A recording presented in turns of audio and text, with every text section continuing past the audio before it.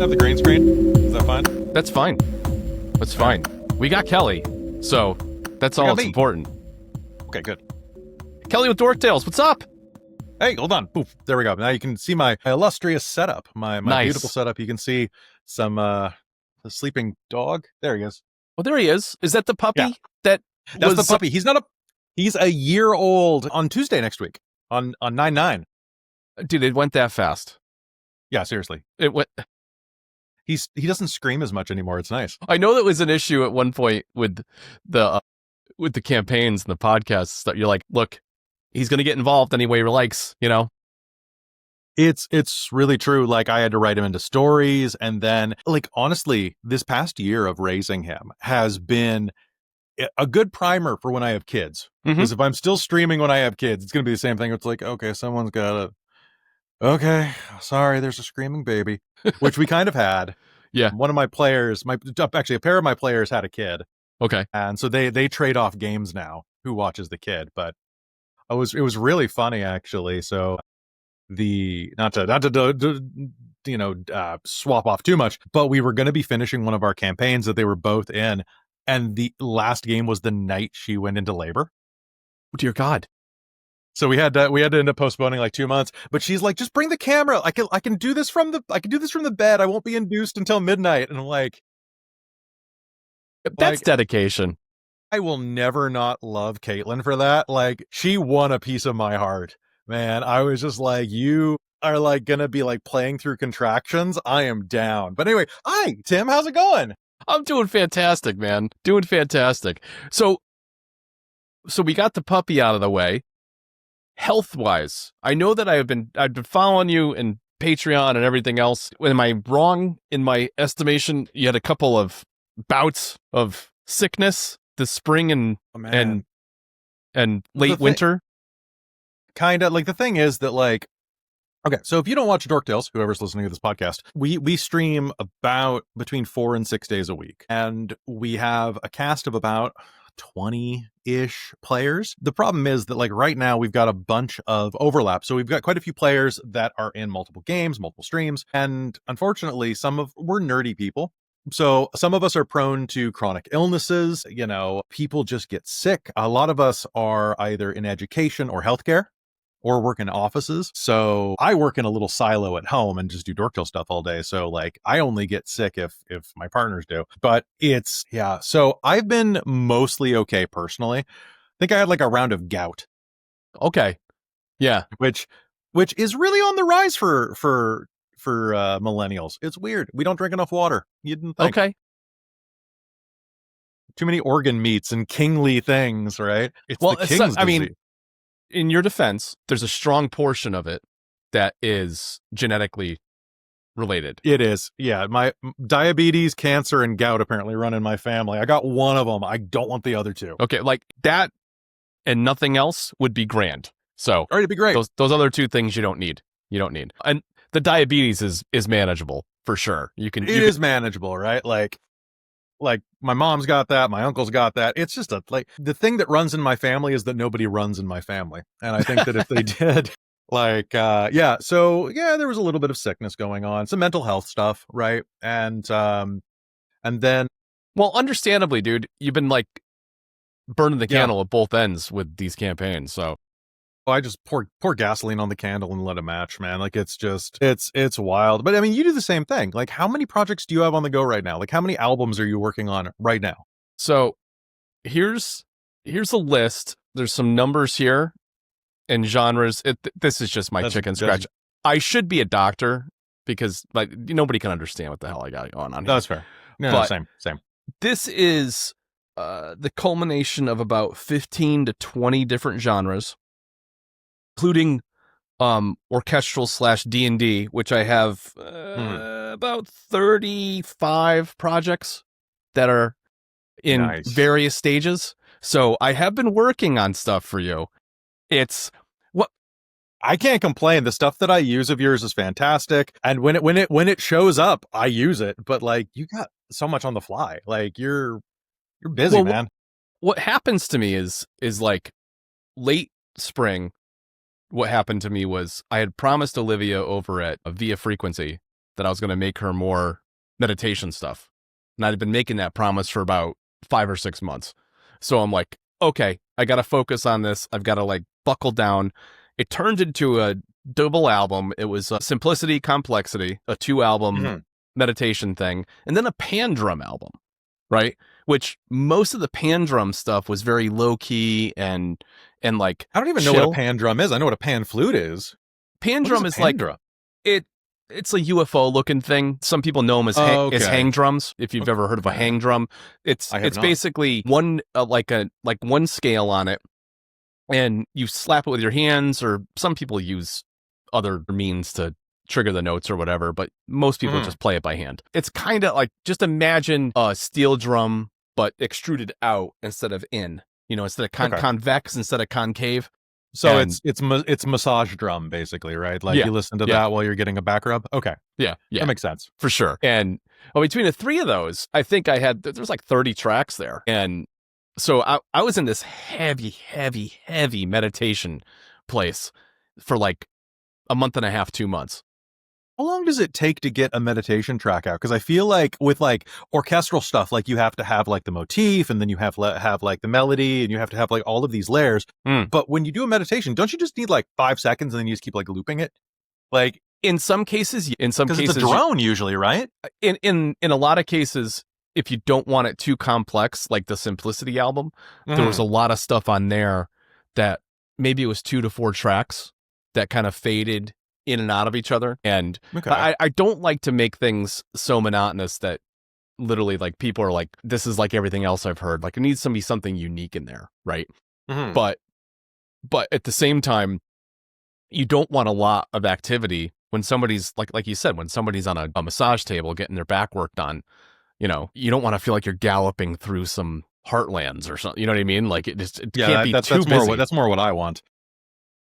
So I try to keep it chill, you know? You know what I want? What do you want? I want some horror combat music. Ooh. All right. I keep looking for it, and like I've got some stuff from some of the other creators that I use, and it's fine. Like it's good, but it doesn't really like, it's either too bombastic so that you can't have it in the background when you're like doing a podcast or a stream, because it's just so like it like really distracts and it drowns people out, or it's like surprisingly chill. Like I guess if there's some gunshots during it might work, but like this doesn't feel combat to me. It feels like tension. Okay, so it's got to energize without distracting. Yeah, I want something to play in the background while like especially like for my 90s game that's slowly rolling out. I want like something you can fight a Shoggoth to, like fight a Cthulhu, like pull out the Tommy gun, but like that has that kind of like, oh, this is creepy, but also a little bit like dun, dun, dun, Yeah, I don't know, you know what I'm. Yeah, like something like that would be really good. I'll have to send you some samples and see. I would love that if I'm hitting the mark or I'm missing it, because combining genres is like my favorite freaking thing to do. It's like, the spaghetti western was a perfect example of that. Orchestral, like weird spaghetti. In fact, I have that on my list too, because I found like 8 tracks that were unfinished. I've got another round of that coming. Literally, I'll go down the list for you. Dreamcore stuff, electronic blended, which it could be anything. It could be like a dubstep tune or this or that. Glitch, which is one of my favorite genres, because glitch tends to be very experimental, and what comes out of that with me is usually rhythmic things that are sometimes dissonant, but like just very playful, and it's freeing, because I'm like, I don't really give a shit what happens here. Like I'm gonna put this out, and then like invariably a couple of the tracks on the album, I'm like, dude, I've never done anything like that in my life. That's awesome, More horror. I told myself I was going to give horror a break, but I couldn't. I can't help myself. You can't. Like October's coming right up. It's spooky month, and I've got some kids spooky stuff too. I've been trying to get out some lighthearted spookiness that's a little more playful, like ooh, like Scooby-Doo-esque. Which that's perfect. Yes. That's perfect. I have to watch some Scooby-Doo. You have to watch some Scooby-Doo. Oh my god, the old Scooby-Doo music is so good. Stuff. See this? You're giving me notes, man. You're giving me notes. You didn't even realize you're giving me notes. Oh, I'm happy to give you notes. Like I love your stuff. Like I've used tomb tensions so much recently. Really? Like, oh god. Yeah, tomb tensions. They've been in a lot of tombs in Vecna, and I'm just like, tomb tensions, easy, easy. Occasionally I'll put on like an ambient track that's got some like dripping water or something. I'm like, Yeah. yeah, that's fine. Like I don't Nice. need anything else. It's great.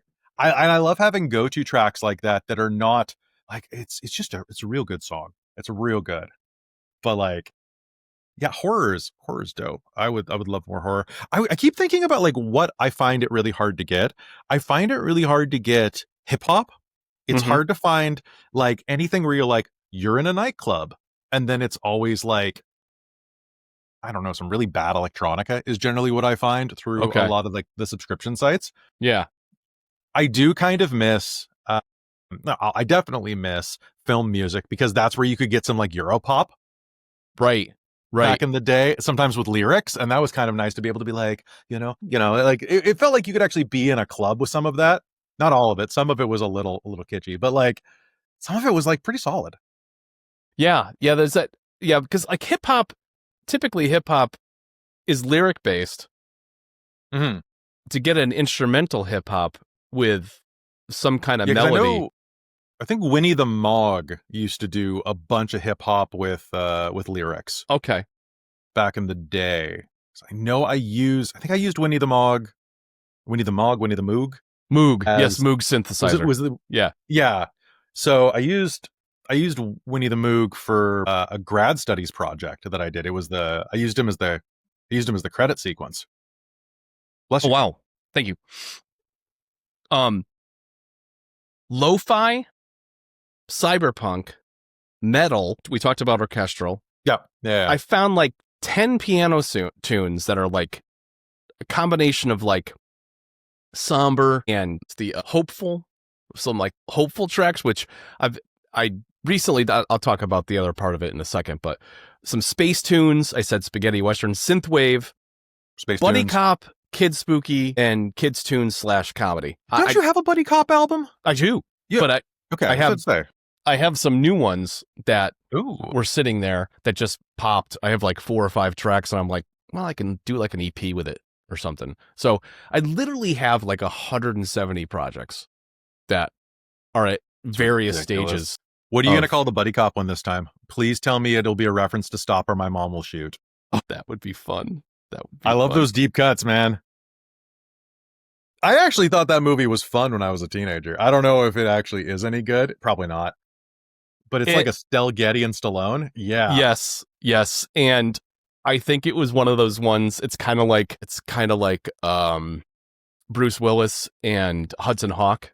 It's one of those. Hudson Hawk was for the longest time, I only heard about how bad Hudson Hawk was. I loved it. And then I saw it and I bought it on DVD. Like I have a DVD of it. It's somewhere in my closet. And because that's where all DVDs live now, in your closet in a binder. Because I haven't played a DVD in, God, why do I even have those things? but Hudson Hawk was fun. Swing on a Star to like time heists. Yeah. Like, will you play Nintendo with me? Yeah. I feel like it would do much better these days. I think so too, because there's a lot of throwback nostalgia about quirkiness, the quirkiness of 80s movies, like the whole Pretty in Pink and One Crazy Summer, or, Better Off Dead with John Cusack. Yeah, that's all back. Yeah, those were like quirky, weird, old 80s style music throughout the whole thing. Just great films. Great films that didn't take themselves too seriously. You know what I mean? Yeah. Everything's coming back. It's really weird. My partner works at a local university. So I dropped her off this morning and it's the first day of class. I grew up in like the late 90s, early 2000s. All the fashion's back. It's really weird seeing these, like, it's mostly the girls dressed like this, but they're dressed identically to the girls I went to high school with. like the Jinko baggy pants and tube tops. And I'm like, what? I mean, they're pulling it off better than anyone in like my generation did, but like it's weird seeing all the outfits come back.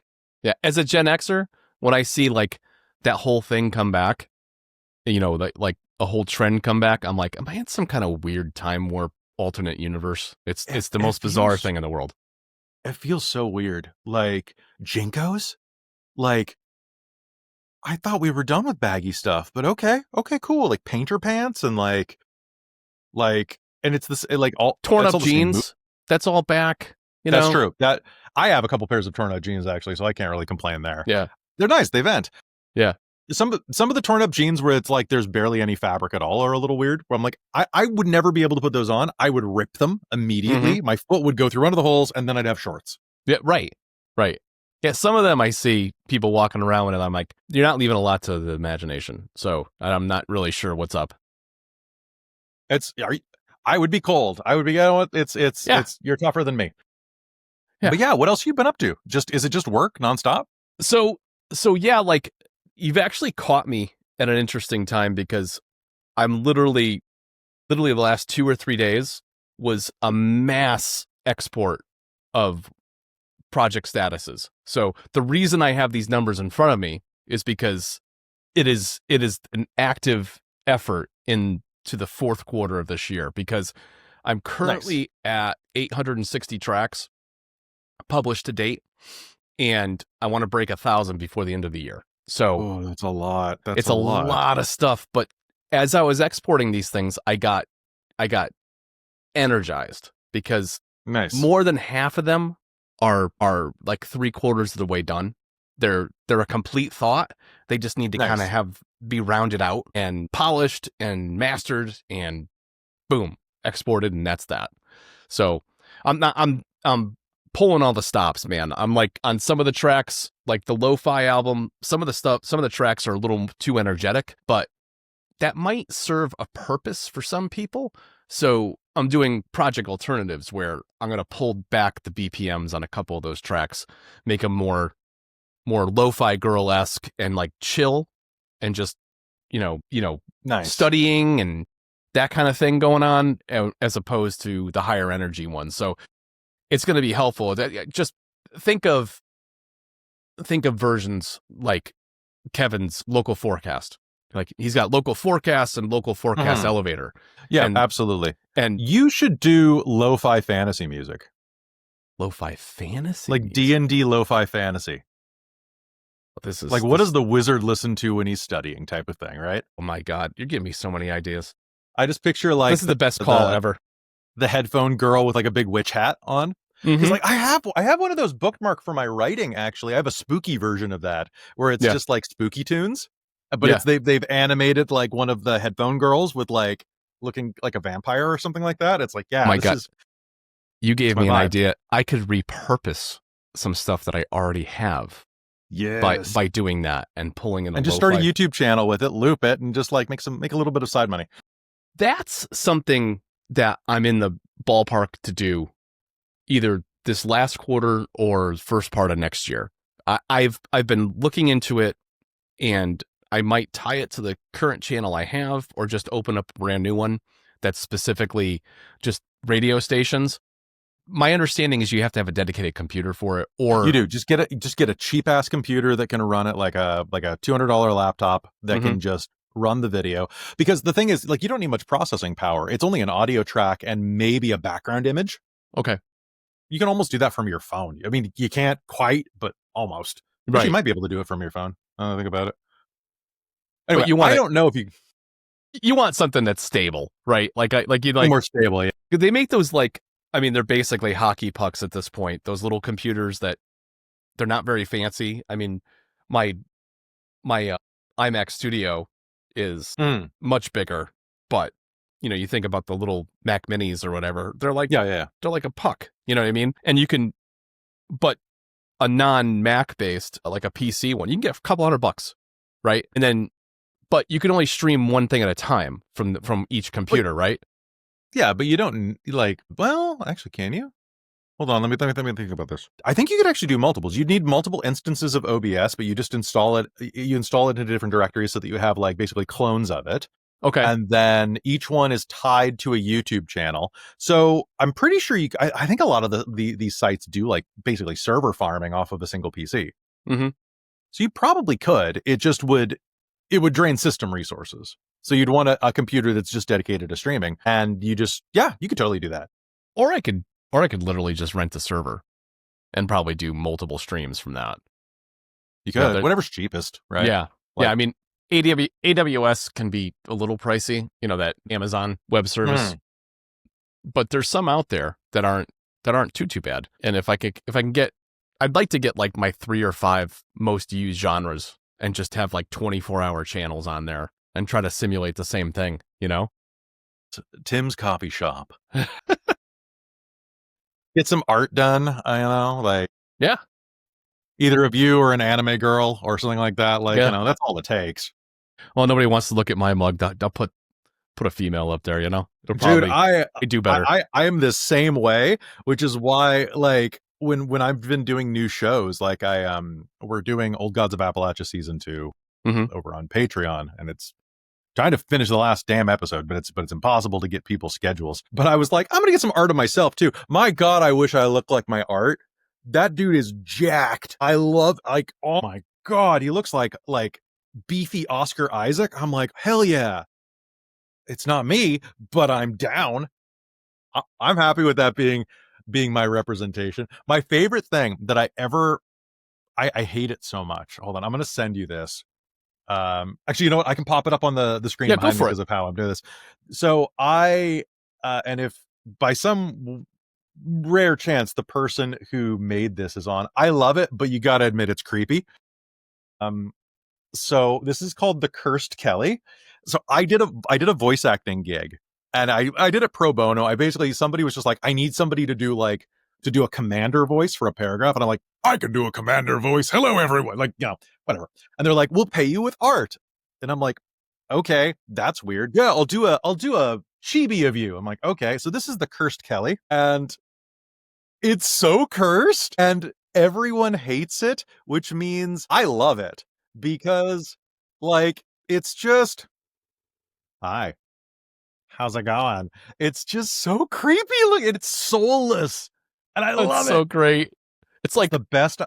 You ever hear those stories of the black-eyed children? Yeah. It rings of some of that lore, for sure. I love it. Creepy. I make it my profile on everything I can now because they're like, yeah, you can just have the art. It's yours. You can do whatever you want with it. I'm like, I'm doing everything with it. This thing is ridiculous. Oh, that's fantastic. It's best thing I ever got paid for voice acting for, I think, that I can remember. I mean, money's good. I like money. Yeah, money's great. Money's great. Money can be exchanged for goods and services. Yeah, I did a project this summer with a good friend of mine out in LA for Square. It was a bunch of puff pieces for some people that use their product, and it was a lot of fun.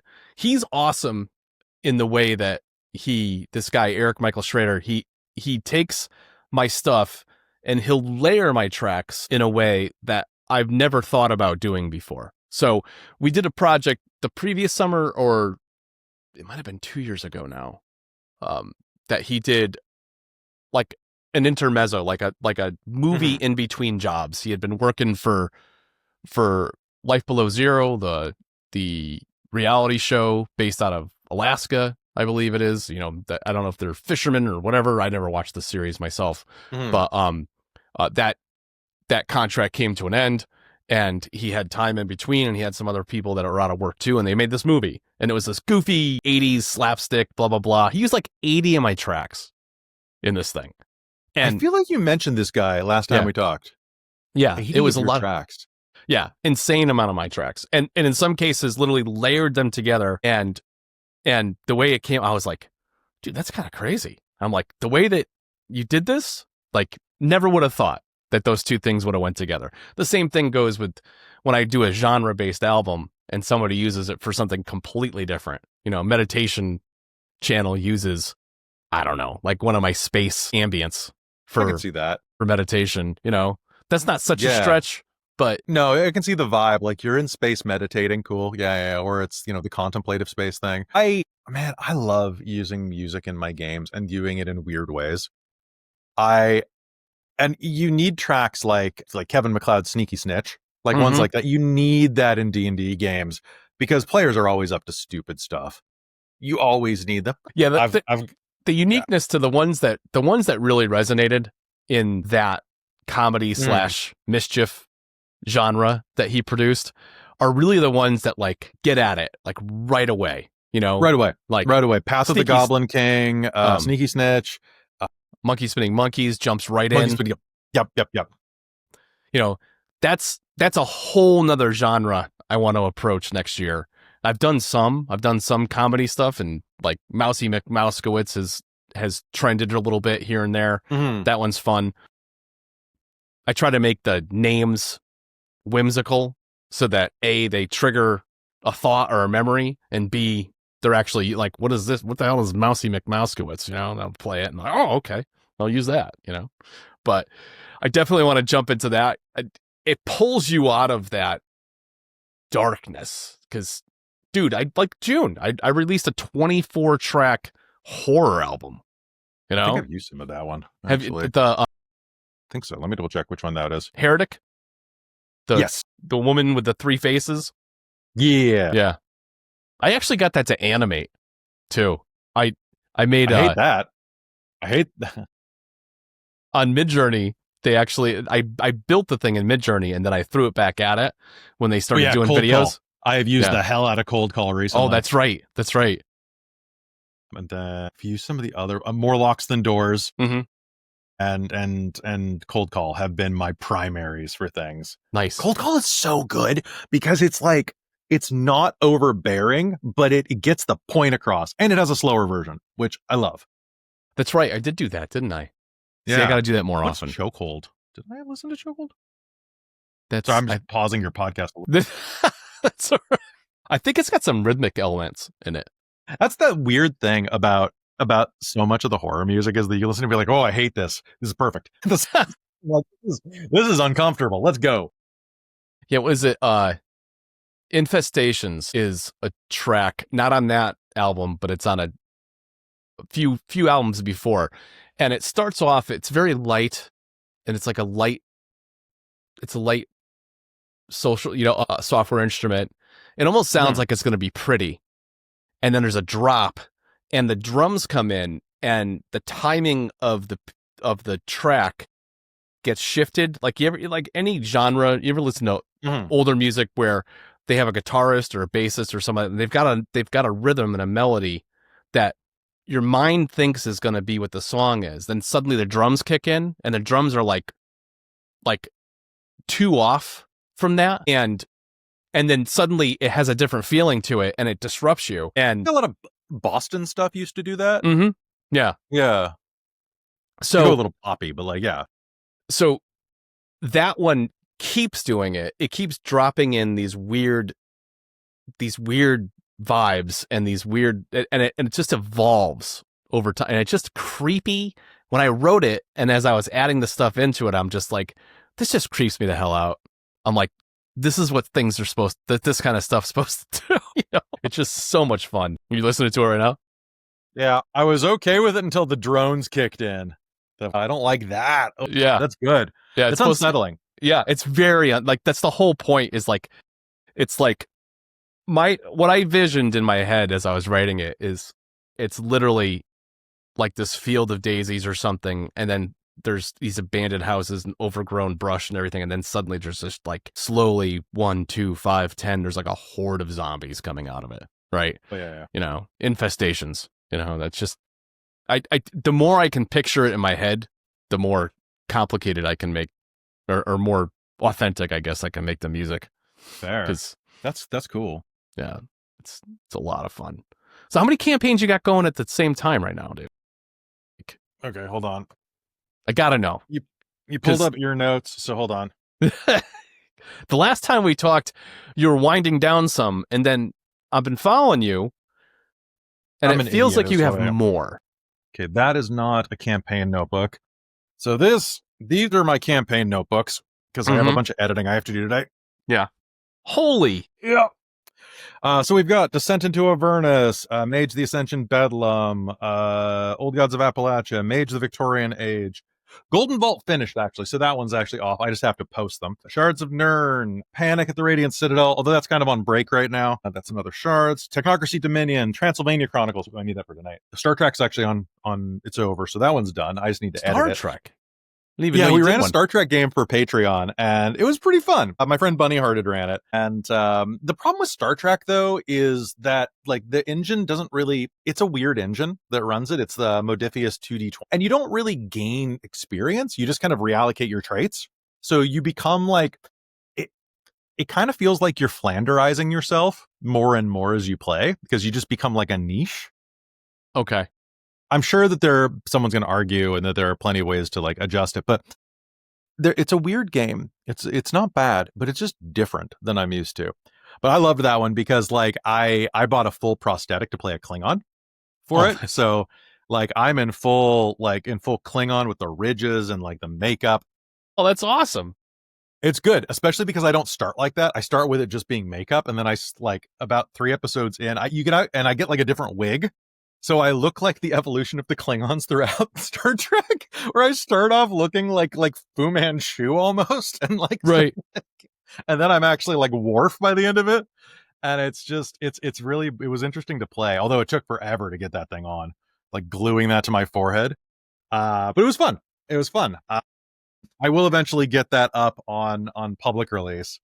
But yeah, the Star Trek was a lot of fun. So I guess I'm running, I don't know, 10, 12, something like that. I am going to be winding some of them down. Transylvania Chronicles is about to go on hiatus probably after tonight because they're going to be done with this first book that we're doing. Mm-hmm. And then a bunch of them are like once a month games. Like my 20s game is only once a month, but it ends up being more than once a month somehow. I don't know. People get excited and they're like, let's do another one. Yeah, it's when I have a gap in the schedule and can like fit people in. Sorry, one of my drives just yelled at me. What are you doing? But so like, yeah, it's when I can fit stuff in. Honestly, I'm really hoping to get down to like 3 or 4 days a week streaming because it just creates such a back end of work, like between editing and like audio mixing and just trying to make it like good. Like today, I'm supposed to get some stuff up on podcast. And I don't know if that's going to happen today. It might be a day late. But I'm a one-man studio like you, so it's like I only do what I can, and I still have to run tonight. So yeah, I've got to find. And actually, I'm doing some exploring. So you're asking me other things that are going on. So one other thing I'm doing is I'm exploring the possibility of getting a virtual assistant. So there's this company called Sphere Rocket. I forget where they're based out of, but they basically vet and place virtual assistants for people all over the world. If I can offload as much as possible onto somebody else that's helping me reach out to creators like yourself and everybody else, and basically, I personally like going out onto YouTube and commenting on people's and thumbing it up and everything. I feel like that adds value to the person's channel, because how hard is it to get a click and a comment? I mean, you have a following now, and you have plenty of people that follow your show regularly. But you and me, like, just posting a new song, even though I have 10 or 20 something thousand subscribers or whatever, like nobody engages.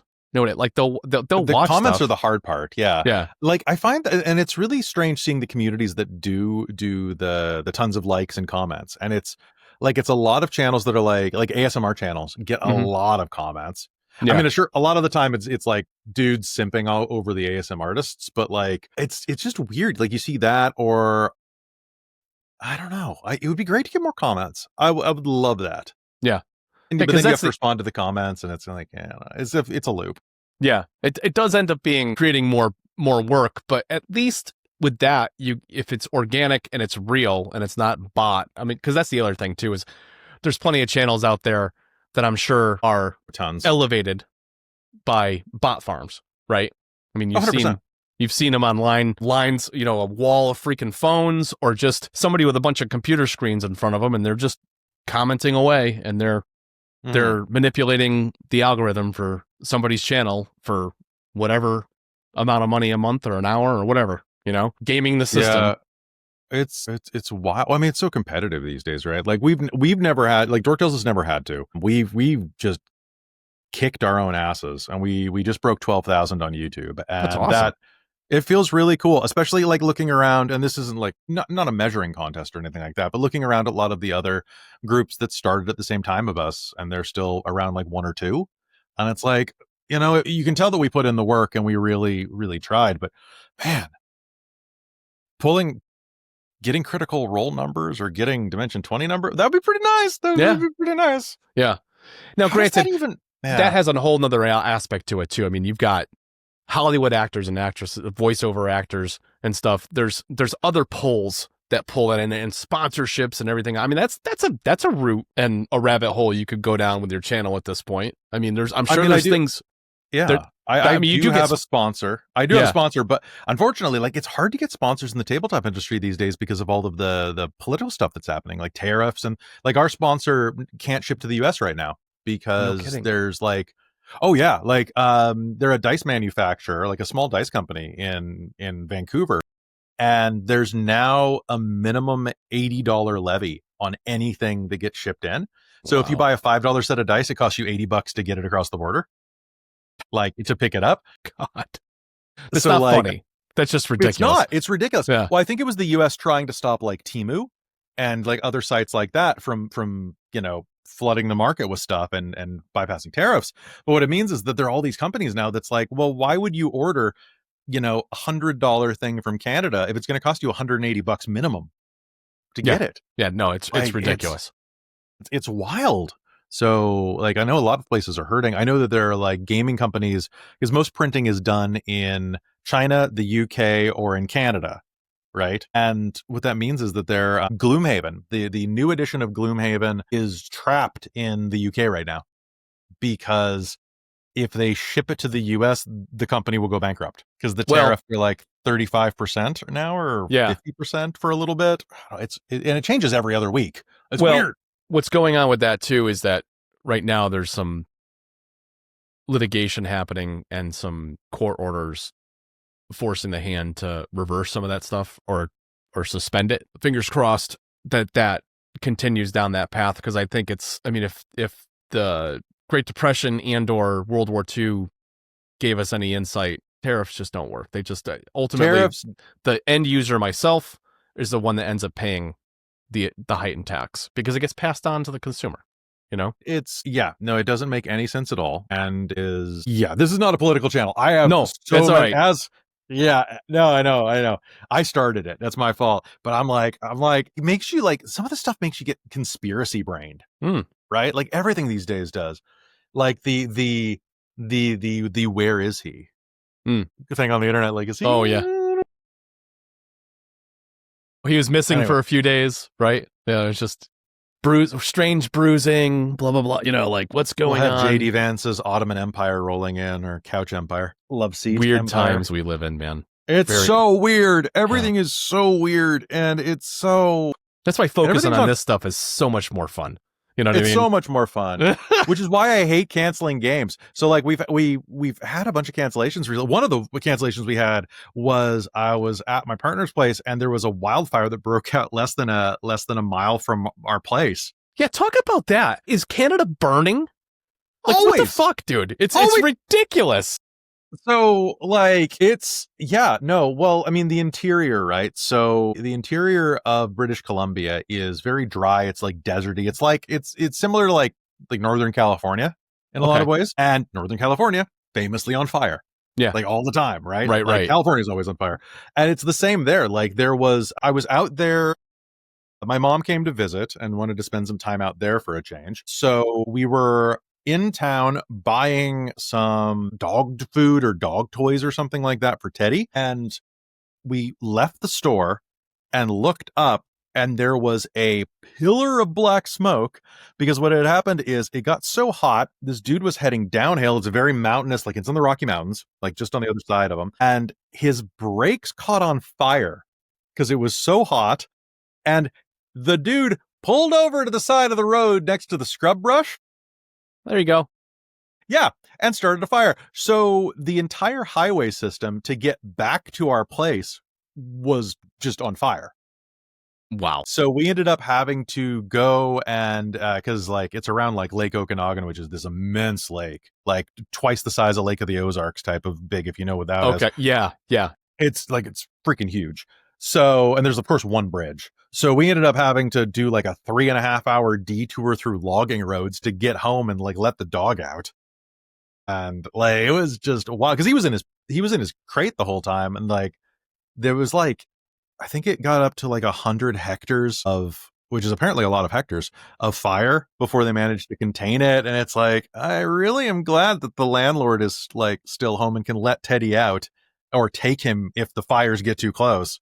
Right. No houses were lost in this one, but like, yeah, no, it's wild. Canada like constantly has these wildfires because the climate is doing something different. It's like it's changing or something. I don't know what it is. But the currents and like the air currents and everything, the way it actually carries things around. Because I know that it's just drier. Like Kevin it's was so experiencing some of it in Wisconsin. Like literally dry. there I can was see that. stuff coming down, and Yep. air quality was like, I don't know, like if you look at your phone, it was like 150 and like in the orange/red. Yeah. You know, just like Sometimes bad to in the be summer, outside yeah, today. sometimes you have to wear masks. You Yeah. know, like sometimes like it's like we don't recommend you going outside without like an N95 or a filter mask. And it's like, all right. Like the sky is orange. It was a couple summers ago, like the sky was orange for like about 3 days because there was that was when the huge wildfires that were in BC, that were in like BC, California, Washington. It was the entire coast. It was like 2021, 2022, somewhere in there. Yeah. Oh man, it was rough. That was the ones where like full mountains were just engulfed.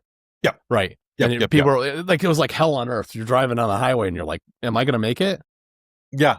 Trees Yeah, I mean, crashing in front of you. There's a lot of that in the interior, but yeah. So we were up all night when it was just down the street from us because some guy crashed a car and it caught the hill on fire, and it was like, oh, are we going to be evacuated? So we didn't get to sleep till like 3 or 4 in the morning, and then it's like I can't run game tonight. My tank is empty. I got to run like the finale episode of this book of this chronicle. I'm like I don't have the energy for that. One of my players is literally going to fall asleep from last night. So you got 10. Some of them Something are like that, yeah. Some of them you're winding down. How do you keep it straight, dude? Like, do you ever do a crossover and you're like, wait a minute, wrong campaign. Hold on. Sometimes I will forget a couple of details, or the hard one is like I'm like, okay, where did we exactly stop? Especially the games that run every other week. Because there are some times where I'm like, all right, and then this happens, and they're like, no, that happened last episode. I'm like, oh crap, did we get that far? Hold on. Did you guys walk into the room, or did you hear the gunshot and then and it takes me a minute to calibrate. Yeah. And like I probably should just watch the last 5 minutes of the previous episode, but like I'm too busy prepping and doing other stuff. Yeah. I think that it's hyperfixation and attention deficit disorder. Huge helps. Because I just have all of it in my head and it's all like, oh, and then I'll do this. I also do a lot of self-referential stuff. I do a lot of cameos and a lot of lore drops that allow me to reinforce the setting. And so last night I was dropping details that are going to be relevant in a different campaign like 300 years in the future. And it's kind of fun because a lot of these campaigns are running like they're in different time periods in the same world. So like one's running on Wednesday or something, or Tuesday technically, but we're covering an event that actually is more impactful on the Saturday game. Okay. And so like I start seeding it to a couple because those games have a couple of players that kind of like that are in both, and they're real lore hounds. So I'll be like, oh, there's this. I had one where I kept referring to this god in the world, and they're like, oh, we haven't heard of this god. I'm like, oh, sure you have. You know, in the modern game, they're like, oh, what's the Widow of the Walls? That doesn't make. Why is she called the Widow of the Walls? And then the other game, I killed the god's husband, and I'm like, that's why. Hey, congrats! It's your fault. You know, that's why she has this new nickname. And I love doing that because there's very few things more satisfying than getting that moment off of a player where their eyes just go, I know what you're doing. And you're like, yeah, and you can't say anything out loud. Yeah, good. You can't ruin the surprise for everybody else just because you're clever. Yeah. Yeah. Keep it to yourself. Keep it secret. Keep it safe. I love that stuff. I love that stuff so much. That and making my players cry, those are my favorite, probably. Emotional trauma. I just watched the episode, speaking of making players cry, I watched the episode of the IT Crowd last night where they were doing the campaign. I don't know if you ever watched the IT Crowd. I've not. I need to watch the IT Crowd. It's been on my list, especially because like when I'm rounder, I look like young Matt Berry a lot. So like I really need to like father, you know. It is such a great show. And I hadn't seen it in a while, and I just subscribed to BritBox recently and went back and watched some episodes of that and Toast of London. That's another Matt Berry series. I love Matt Berry's stuff. I love really, and what really we do funny. in the shadows is so good. Hi, dog. What are you doing, bud? You just hanging out? You just dropping stuff on the floor for fun? Okay, cool. So are most or all of those campaigns based on a predetermined storyline book? Or are they all, or like any of them homebrew, or like a combination of both? So right now, a lot of them, I think this might be why I'm so tired. So we're running the pre-made modules, Transylvania Chronicles for Vampire. Mhm. We're running Descent into Avernus on Patreon. My friend Cal's running that one, so I just have to play. Okay. And Which is then probably I'm a nice running, relief, right? Like it's or a so reprieve. nice when other people run. And then we're doing Vecna Eve of Ruin, Mhm. which I can't wait for that thing to end. Like, the players are fun, the game is fun, but the book is just so, no offense to anybody who wrote it, but it's just, it feels really corporate, and like they were just throwing it together at the last minute to like wrap up 5e before they went to 2024, like the new Okay. edition. And they're like, oh, we need like a big capstone, like an end game type of thing. And I'm like, well, you didn't set it up. Like, it's just all of these things happening, and it's this big fetch quest, and it's just, So do you have to put things into it to make it, to round it out? Yeah. They have one. So the idea of it is that you're trying to stop like Vecna the Lich, right? You know, similar to the guy from Stranger Things. If you aren't a D&D listener, whoever's listening to this, and he's like a multiversal threat. So they're having like all of these adventures that took place in other worlds kind of tied together. So it's like, oh, in this world you have to go to the you have to go to a place called Eberron, which is like steampunk, and you have to go to this other one that's like the traditional setting, but it's in hell, and it's like, it's pretty cool. But they had this one where you had to go to the Dragonlance setting, and I don't know if you ever read Dragonlance when you were younger. No, I'm familiar with it though. So the module, like that adventure, is all about werewolves. Okay. There are no werewolves in Dragonlance, and it doesn't fit the setting. The setting has 3 moons. That feels like it would cause some problems. You know, and it's just, so the werewolves are out all the time.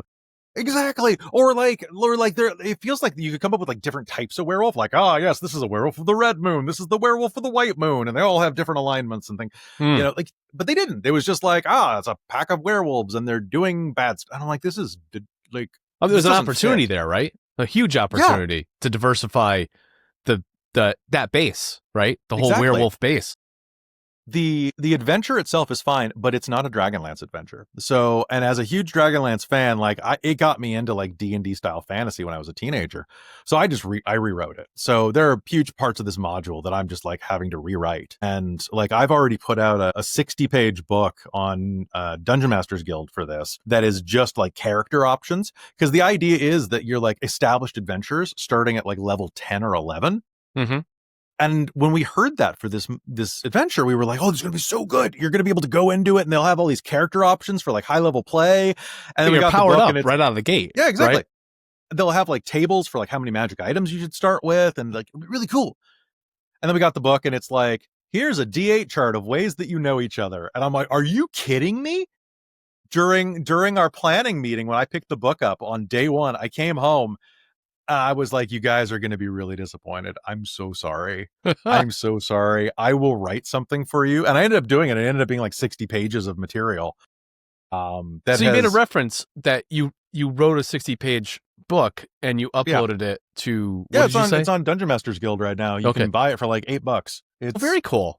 Is that the first time you've done that, or you do that with multiple? It's the first time that I've written for a bunch of other people's books. But it's the first time that like we did one as Dork Tales, and it's cool. Okay, like it's like a smaller product overall, and we're doing a couple of bigger ones in the future that we're working on presently that I can't talk about because they're still in development and I don't want to ruin it. But it's going to be something that we lean more on towards in the future, because like you got to diversify. And one of my good friends, Travis Legg, who writes for Onyx Path Publishing, has constantly been on me where he's like, look, do you have game notes for your games? Just type them up differently, man. Like, just put them out there. People need that type of material. If you're doing the work, do an extra hour or two and get paid. Like, it's only going to be like, it might be like $5 or $10 a month, but if you do it 1,000 times, That's $5,000 or $10,000 a month, or $5 or $100 a month or something like that, and that buys your groceries for a week. Sure. Any way that you can monetize what you're doing already is ideal, and that's a path. Now that I'm rapidly approaching the 1,000+ song catalog. Now it's go time. Now it's promote time. Now it's get it in people's hands. How do I make this catalog do the work that it needs to be doing so I can keep doing this for the rest of my life? Right. Well, yeah, you want that passive income. I never understood the power of passive income. The thing that has really struck me, because I always thought it wasn't as big of a deal, and it's affiliate code advertising. I was like, oh, this can't make that much money. And then I did one for a company I won't name, and I went and I checked my balance after like 8 months. Was like, whatever, I'll have like maybe $100 in there. No, it bought all my Christmas presents that year. It bought me a new microphone, and it was just like, oh my God, like advertising revenue is wild. I wish that I had more of it.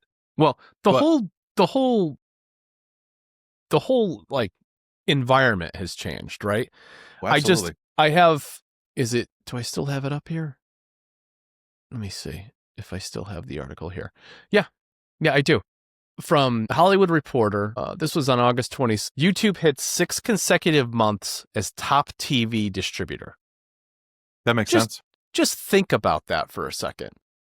It's bigger than cable. It's bigger than any other platform because more people spend time there than they do in front of their television. And so the environment's changed, but they still need to get in people's faces and advertise to people. So how do you do that? Well, you find somebody in a niche environment. Your example, is, tabletop gaming, role-playing games, active, podcasting, all that. Like, picture everything that you do and all the things that incorporate what you do, and any aspect of that could be tied to you via an affiliate, right? And that's why I'm starting to do things like when I have like a bye week, I call it, I don't have somebody on and I don't have enough updates to have, I'll just do a demo podcast where I'm like, I literally did 2 in a row recently where I'm like, okay, I got these older VSTs that I haven't played around with in a while. I'm going to go through there and do some patch auditioning and basically just play around with it. I end up like playing something live, not live in the sense that, it's in the podcast. Why don't you do live though? Like you could totally do like a live broadcast on YouTube. Yeah. I've considered literally that. In an hour, I've got my world building stream. Like at noon today, I pop on Twitch and I write. I have like a window open where people see me type, which is also one of the most awkward things when you do typos. Like it's just, typing in front of a crowd is something you got to get used to. Well, it's kind of like this, like talking in front of a camera and talking with people. Like this is 2 years, I think, at this point. Like just August of 2023 is when I started the podcast. Finally okay with the sound of your voice? I think I was fine with it in the beginning. What I wasn't fine with was the pacing. Just this. Oh yeah. Right? Yep. Just knowing that like I've got a loose thing of notes to the right of me and like they get smaller and smaller every time because I know what I want to talk about. So now I don't have as many filler words. I don't do that as often anymore. I literally do that instead. I'll take a pause, and when I go and do an edit, much more effective. Yeah. I'm very bad at that. I a lot still, even after like 6 years of doing this. It's easier, and it's try. Sometimes that has an emphasis. Sometimes there's a really strong emphasis by having an and a ah, or some kind of pausing. Verbal pauses are always better. Pauses are always better because you can, especially in like verbal conversation, you can wring so much more out of somebody with a pause. Oh yeah, especially when you ask a question and they follow up with a question back, and you say something like, "You haven't answered the question," and then you just sit, and you let them sit in it, because then they just start going nuts. They're just just start going like. But you have to be comfortable with you have to be comfortable with silence. That's the thing. You got to be comfortable with most silence. People aren't. No. I struggle with it still to this day. I mean, really you're do. a chatty guy, and so am I. Like, I'm very chatty. I talk for my dog, for God's sake. Like, I talk to my cat. He's over here. I know. I talk. Do you talk for him as well? Because like I have a voice I do for the dog, and, like where he just like talk, and he's a sassy little jerk in my head. But like I started doing it at the dog park today around other people, and I'm like, I feel like I'm coming off as like mildly deranged. Yeah. I feel like I'm talking to myself as my dog in a dumb voice. Yeah. I would talk for Kimby, but Kimby talks enough for himself. Nice. I don't know if you can see him in the background on the pedal. It's probably out of shot. No, it's just out of shot. Yeah. If I'm gone for any extended period of time and I come home, it's 5-10 minutes of him just talking to me the whole time. That's cute. And, that's really cute. And this is also out of shot. Down to my left is his automatic feeder and his automatic water fountain. And he'll just sit here and look up at me and be like, meow, meow. And I'm like, dude, you have food, you have water. I cleaned your litter box. What's up? I need attention. You know, he's just. And I'm like, I could have been hanging out with him for like 2 hours prior to that, but doesn't care. I'm the center of his universe. I understand that. So I have to be. I feel that he's staring at me right now. He's looking at me. Now he's looking out the window. Okay. He knew you were talking about him for at least. I'm talking about you, bud. Yeah, what about it? Yeah, what about it? Right? Yeah. Hi. What's up? You gonna let me out? No, I'm not gonna let you out. You went out before. Oh, this. I love that voice. That's the best. Yeah. No, God, I give myself such crap. I got in the car this morning. So I have a rental car right now because I got a new car last year. Like at the beginning of the year, I got a new car. And about 3 months in, I'm on a ferry because you have to take a ferry to get to the island, like where my primary residence is. And I got hit by a boat on the ferry. Like a guy with a boat trailer smacked into the side of me and like dragged a boat along the entire side of my car. So Wait I finally a minute. got it in. You're on a ferry hit I got by a boat on a ferry. boat. I think it's hilarious. It was no fault for me, so like it gets covered, but like I can't imagine what the reaction of the claims adjuster was when that came across their desk. They were like, yeah. Wait, what? I had photos at least, so that was good. But like, so I've got a rental car that I'm getting in this morning. It's got leather seats and rental car, and he's like going nuts sniffing the thing. He's like, "What is this? What is this?" I'm like, "It's a cow. Like it smells like cow in there." Yeah, it's cow, Teddy. Like it's cow.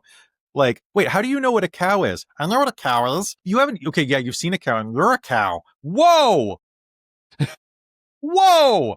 Like burning myself. My partner's just sitting there, like, "You done? You done?" No, it's not done. I need some donuts. Fat ass. Like, whoa! So I imagine you're winding down some of these, but there's new ones behind them.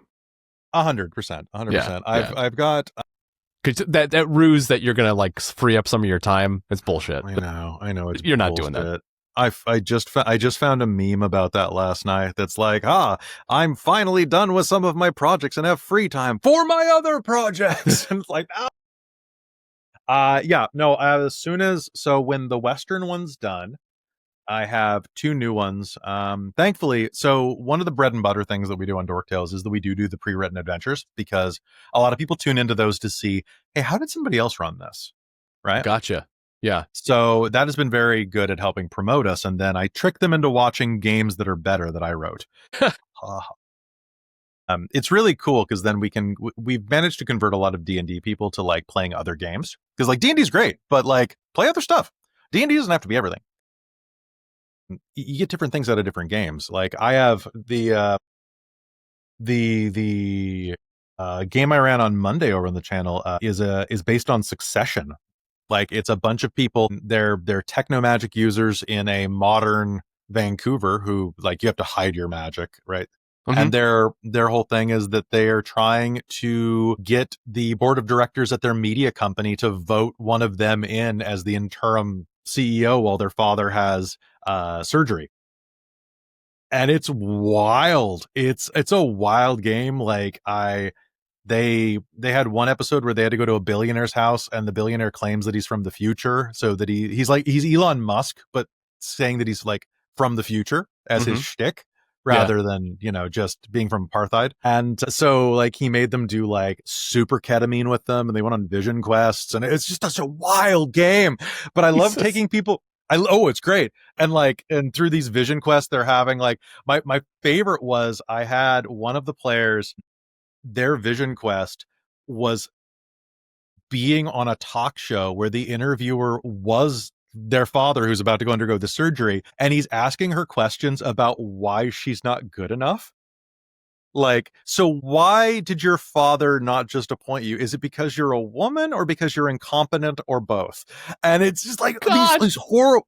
And it's now, mind you, the players are into this. They want this. They want the high drama. And at the bottom of the screen, I have a news ticker that has all of these hashtags scrolling like it's on like CNN, where it's like hashtag social media faker, hashtag daddy's little damaged girl, like all of these things. And these it's are all predetermined that are just running by. Yep. I came up with about 100 of them. Clearly things you couldn't do in a traditional campaign, right? They wouldn't resonate, and they wouldn't be appropriate. They would. You got to be really careful, and you have to make sure that the audience knows that everybody is on board for this, and this is a high drama game. But I love getting people from D&D watching that, where they come and they're like, "Oh, so it's all about fighting dragons," and I'm like, "Yeah, what about this game?" And they're like, "Oh, yeah, this is kind of cool too." And then they get into like the new ideas, and like it's so cool, like helping people branch out into new stuff. But when the Western game is done, so I'm running a game you've done music for, that is like a Wild West / sci-fi secretly themed one. I've got one that's kind of inspired by Warhammer 40K that's in the future. That's going to be about a bunch of soldiers who get betrayed during a war and have to stop their commanding officer from doing a big oopsie. Mm. And then I've got another one that's kind of inspired by like the Persona video games. Like kind of set in a modern era. Okay. And so I'm looking forward to both of those. And I'm secretly working on some more horror stuff as well, because I love horror. Yeah. I love it. Well, you have no shortage of that from me, and there's more to come. So I hope so. I can't wait. It's so useful. I love having that right song in the background during a horror scene that just sets people's teeth on edge. Oh, it's my favorite. What's funny, as you're talking about these different things, and like some other campaigns that are out there on YouTube have used my music before, not just D&D, but like Vampire the Masquerade. There are a lot of that. I didn't realize how prolifically that was used and played until I started doing searches for my name, and it was coming up like video. I'm like, whoa. I'm like, okay, that's cool. That's a very popular game, apparently. Yeah. Because it really is. But also, I imagine when you talk to people about a role-playing game, and specifically D&D, they can get this myopia and this myopic thinking of like, oh, it's they get zoomed back to 1980, and they've got pieces of paper, and they're erasing and putting new stats down, and everything's very stagnant and in a room, blah blah blah. And I'm like, dude, covered in Dorito dust.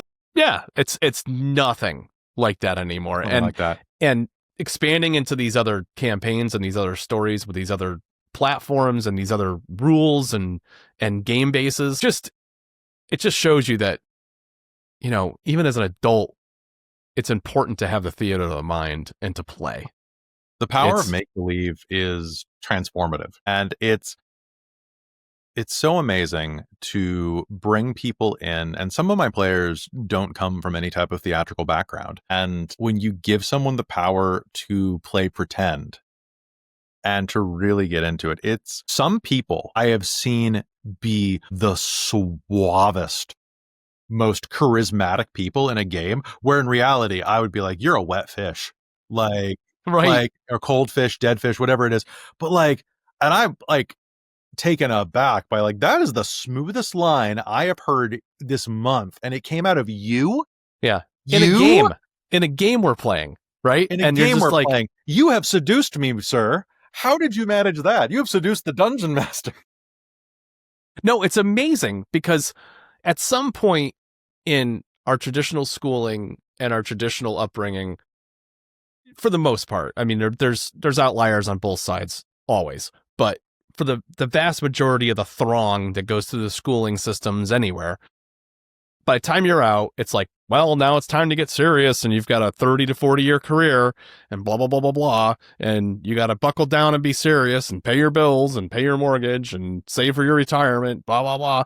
It's like, you need play. Like, a case in point is when I do, so with this, right, you know, you can probably imagine it requires me to do a lot of other things to finish even a body. Like, some people don't have a body of work like this in an entire lifetime. Mm-hmm. And I plan on trying to do that in the next 4 months. Right. And That is which is ridiculous. absurd. It's absurd. It is But the way I do it is literally with play. Anytime I get stuck in a rut, anytime I feel like I've hit a wall and I don't have any juice left or whatever, 1 or 2 days, I'm going to play video games. I'm going to go and watch like 4 or 5 movies I haven't seen in a long time. I'm going to take a road trip for 4 or 5 hours. I Driving regularly is nap. so good for me. Yeah. You regularly nap? No, I do nap. Naps are good, especially Naps when are I'm good. overwhelmed with some of this stuff. I just like, you let your brain subconsciously sort everything you put your mind into for a bit. I feel like artists like us, like either my writing, your music, like the biphasic sleep schedule is kind of a necessity because you're up all night and then you're like, I'll take a nap around 3 p.m. the next day. And then you're back up, you're doing it all night again. It's funny with me, my circadian rhythms are pretty standard. I can push it some nights and stay up to like 2-3 o'clock, but I feel it the next day. And I'm starting because to get I still that way. wake up at like 6-7 no matter what. Really? So yeah, You got that old corporate programming from when you had the 9 to 5 yeah or the 8 to 5, whatever it is these days. Yeah. But like, that's fair. Yeah, it just kicks That's in. why I drive my partner to work instead of let her take the bus, is because that means that I'm up every day at 7. There you go. Well, see, Yeah, it's good. gaming your day and gaming your schedule in a way that maximizes your productivity, no matter what it takes, is well worth it. Here's an example. Like February, I hit like my heaviest weight I've ever been, right? I was approaching, for me... Yeah, you look like you've lost some weight, actually, since last time we did this. I lost about 17 pounds, I think. I actually thought you just like changed your facial hair, but no, you're right. You got a jawline. Yeah, I like a little Nice. something That's going on, good. right? It's good. But I was at like 209, 210, and that's heavy for me. Like, I'm not a very tall, I'm like 5'11", and I didn't look like I was holding it weird, like it wasn't all here, but it was just everywhere. So I was just thicker, and like it was going to be time to go up a belt size and waist size and all. I'm like, no. I just managed to claw back a belt size. So I'm down about 10 pounds in the past month Good for or you. so. And that's, yeah. I could say the I'm same working thing on it. about you. You Thank you. definitely look Thank you. different. I am trying, because like same, like it's basically in the pandemic, right? Like the pandemic, I was working out 9 times a week before the pandemic. I was like, I'm going to get really swole. And then all the gyms closed and I started eating carbs again. And then, it is what it is. Well, so what I ended up doing is Yeah. What you do? I used like an online calculator and just determined that here's my maintenance calories, and I'm going to take like 6 and change off of that. And one of the things I'm going to do is cut out as much refined carbs as possible. So it really helps. You can have whatever you want in fruit, vegetables, and I also don't eat red meat because I've got some cholesterol issues and some other issues that I should stay away from that. So maybe once or twice a month I have that. So I did all that stuff, and then I just literally, I don't have my phone in front of me, but I literally just open up a freaking notepad thing and I count throughout the day. And initially I would search it and figure out exactly what it is. Now my estimates are pretty good because I've stayed and maintained that 17 to 20 pound lower. Well, yeah, like once you get over the initial hump of counting and you start remembering like that this much meat, like a palm-sized amount of meat, is about 300 calories or 400 calories or whatever type of meat you're eating. And like it really also changing your plate size.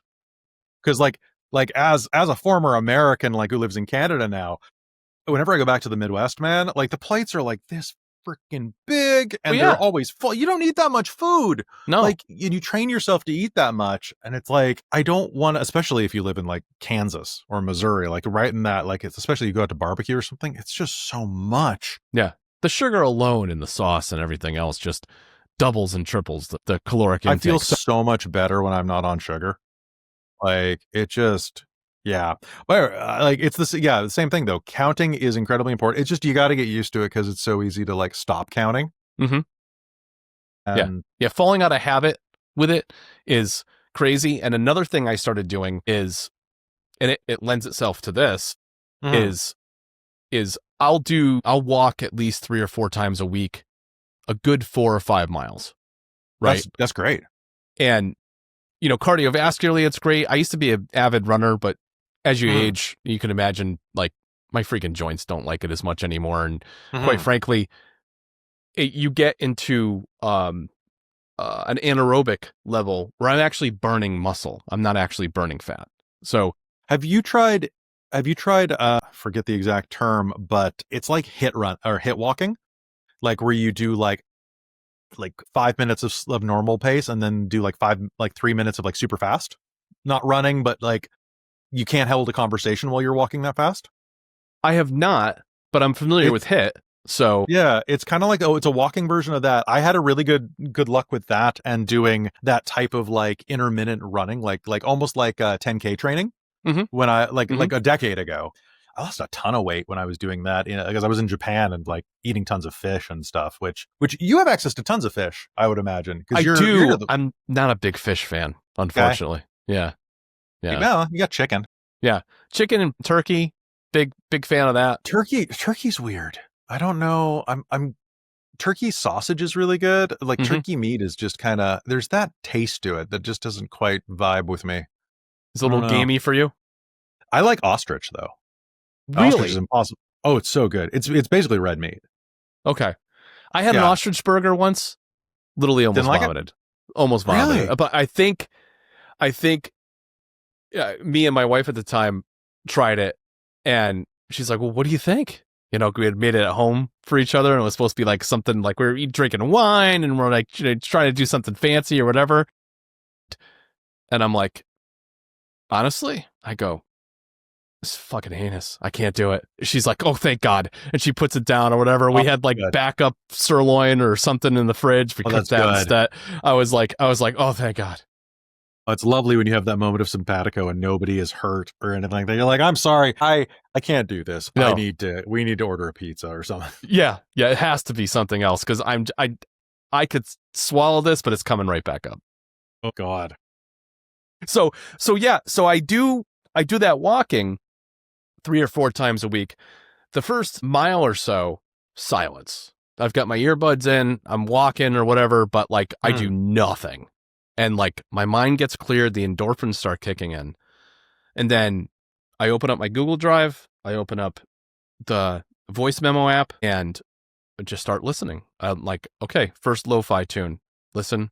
And then what's amazing about this, Kelly, is that I literally am able to comment on my own stuff at a level and at a authenticity and an honesty that is like unbridled. It's like, well, yeah, you're feeling good. Song needs low end, needs another section in it. It only has an A and B section. It needs this, blah, blah, extend the end of it. And there's a weird note that keeps hanging on in the B section. Fix that, blah, blah.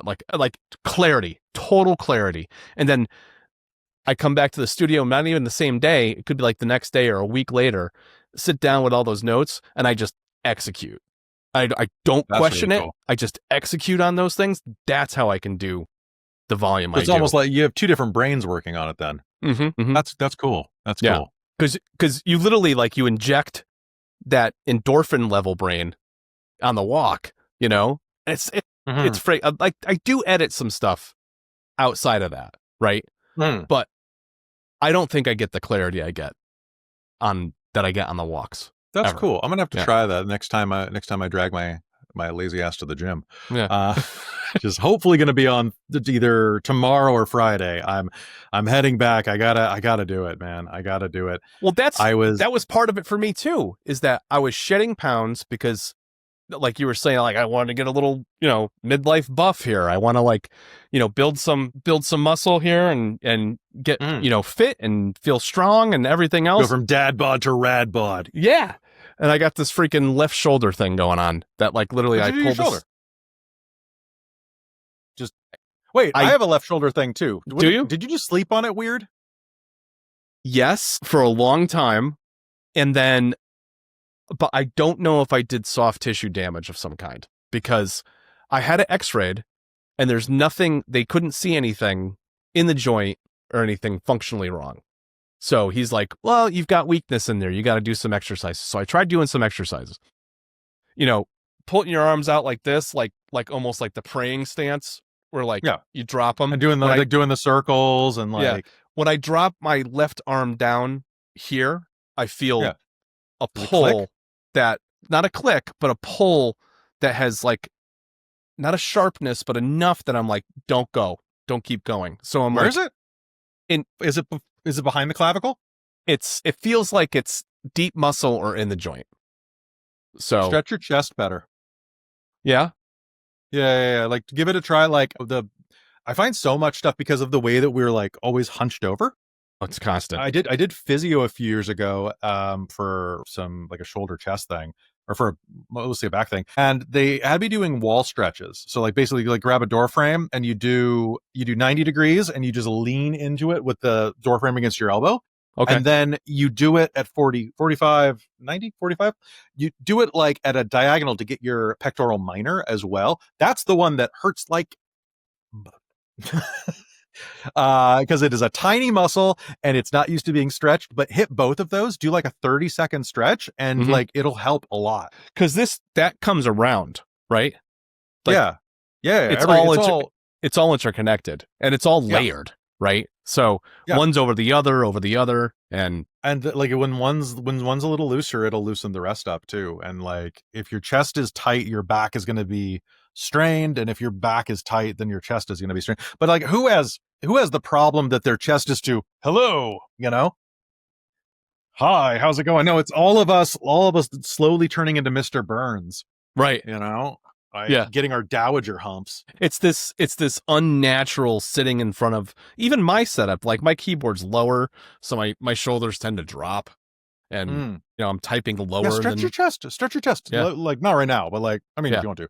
But like let me know how that goes, because like I found that it was really useful. Like especially if you are of the womanly persuasion watching this, do it too, because you got more on there than we do, and stretch your pecs.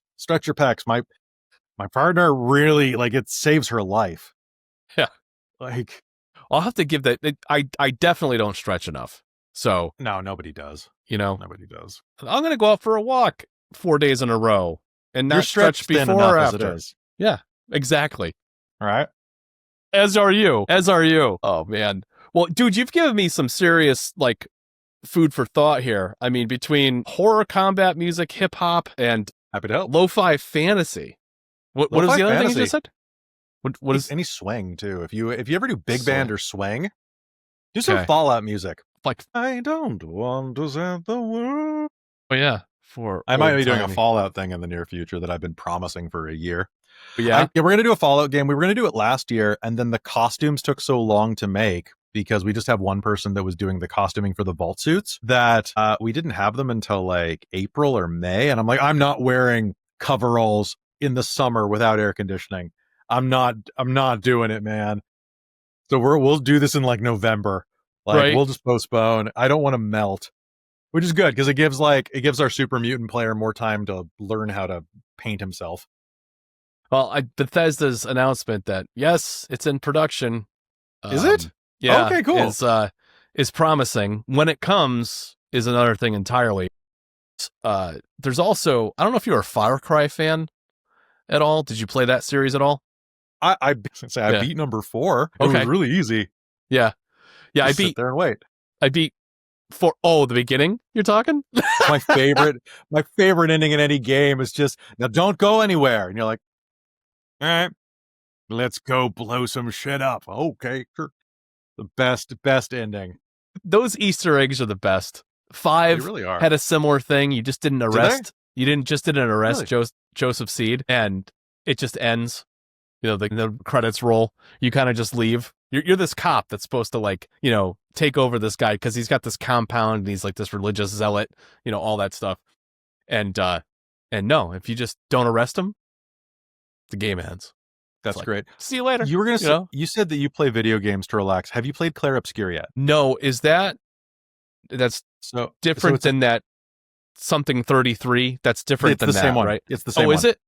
Yeah. So it's Expedition 33 Clair Obscur or Clair Obscur Expedition 33. Expedition 30. At the very least, check out its soundtrack. Its soundtrack is just phenomenal. All right. Now I have to buy it because It's hard to find. that's You basically have to buy it digitally. well, that's I pretty much because I don't I like having I the don't disc. I like don't being have a able lot to of give it to a closet friend. space. Otherwise, okay. I would. It's full of I would- DVDs. Yeah. Well, that's what I was going to say. You know, but the PS5 that I have is digital only because at the time, Yeah. it It was impossible to find any. Yeah. And now they've announced a next gen that's coming out in 27, I think. So at this point, Wait, a PS6 or like a PS?